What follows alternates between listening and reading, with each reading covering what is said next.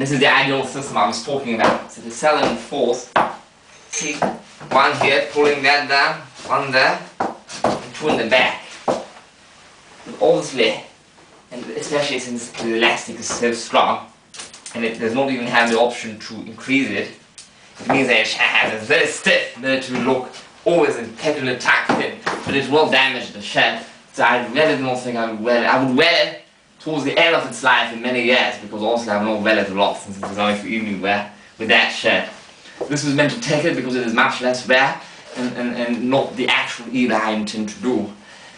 So they have pig bosoms, but also I did not want a pig bosom anyhow, so this one does not have. It has 3 studs, which is more rare. And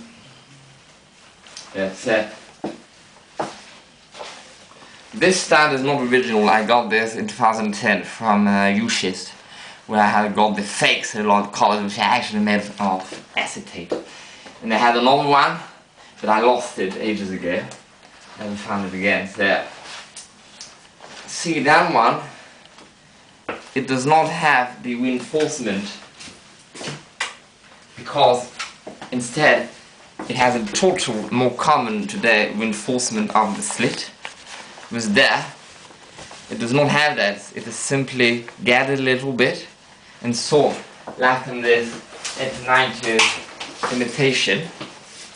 But because it has a button for its kneecap, because also the slits are more open than that one in order to fit more people, and since they knew their sheds might be hard to put on, especially since it is a pullover shed and that it may be heavily starched, they still have a button at the beginning. So because especially it is important not to put it in the middle. Why is it not in the middle like usual? Because it only buttons there and not here. So especially when it's touched, it will gap open. But now it is stopped from doing that by this button, which sits just below the cuff, but does forward rather than having an entire, and it costs more to do it,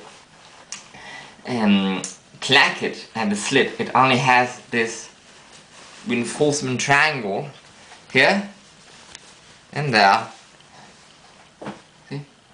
See, this is the original button, sort of mother of pearl, and this is very similar, practically the same, at least in quality. So this was probably added when it's purchased or close to, you know, not like 20 years later or whatever, because it is practically the, perhaps even the shop sold these buttons and he purchased them to give it to him for free, because he did not want to wear it with the cuff studs.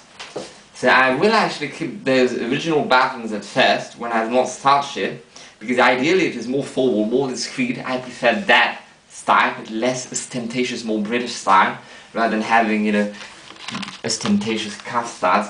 These are also cheap cuff studs, but the precious ones are very expensive, and then they sometimes get lost. They're not even a pair, because I got them as a bundle, but they most look alike. So I will keep these. I will actually take them off. This would be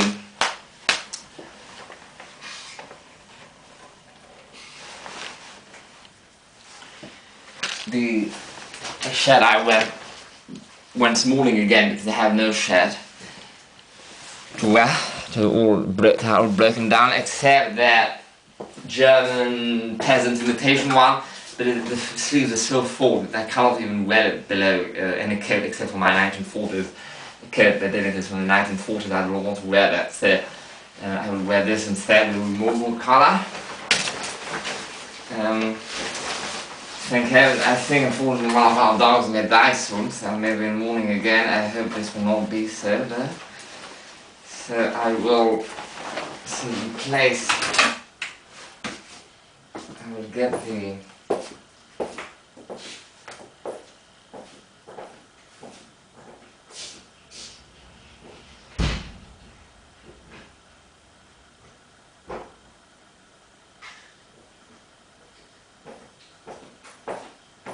that is my morning jewelry in that box. That box belonged to my step-grandfather. Yeah. So I have these original 1890s studs, you see. I already showed them in the 1890s striptease video. So I will start the replacement.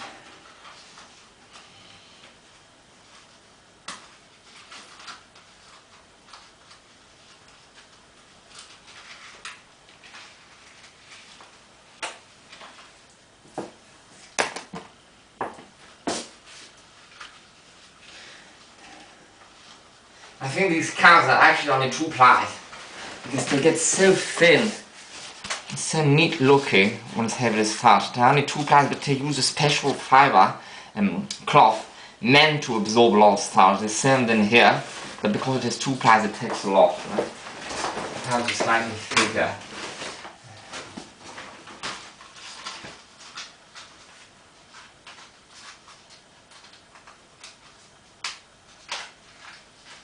So these calf studs may also be original or very early 1900s, max 1920 I would say. Yeah. So they do not wash celluloid ones, it's how color, because I did it even with a very light detergent, and the black it sort of turned almost dark grey. Because celluloid is very cheap, so I will not do it again. I will only wash the metal parts. But I'm not even meant to be seen anyhow. So,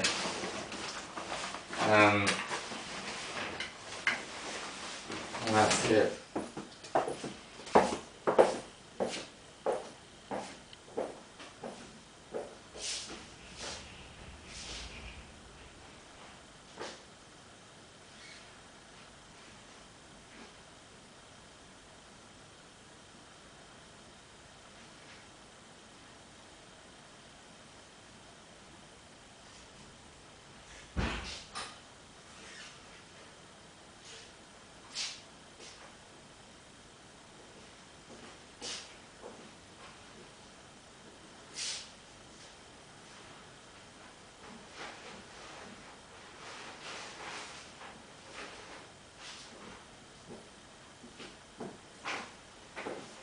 And that is the waistcoat.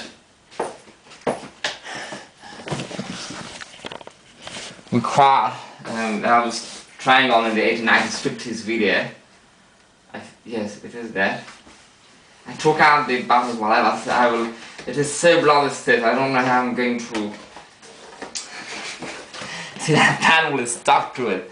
See how bloody stiff that is. Just look at that. It is literally a piece of plywood. So, yeah, it will be very hard to insert through. So this will take away for now.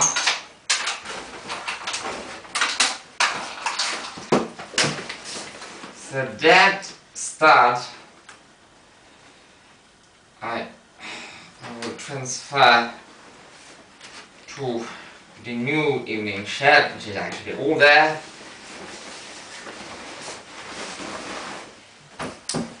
And fasten the removable collar to it. Unfortunately, since it is a 15, this may not fit. I will try later on. I might take that away.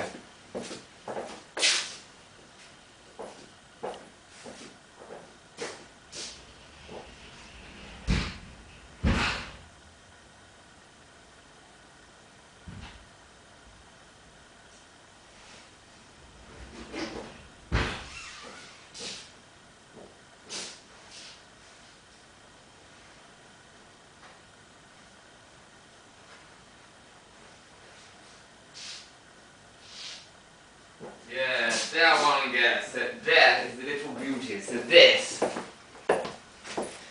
is the third and final waistcoat, and it came as a set with that 1910s, 20s shed, and the other one from the 1890s 50s video, which is now ruined, and another waistcoat which is purple, that is way too large, and that was the one I was wearing, the actual waistcoat I was wearing in the 1890s 50s video, so not that one. This is actually way too large. This is larger, but are identical otherwise. But this has been... No, never mind what I said. It seems to me this one is one size bigger. So. And that one already has 2 studs. So I only need 2 more studs.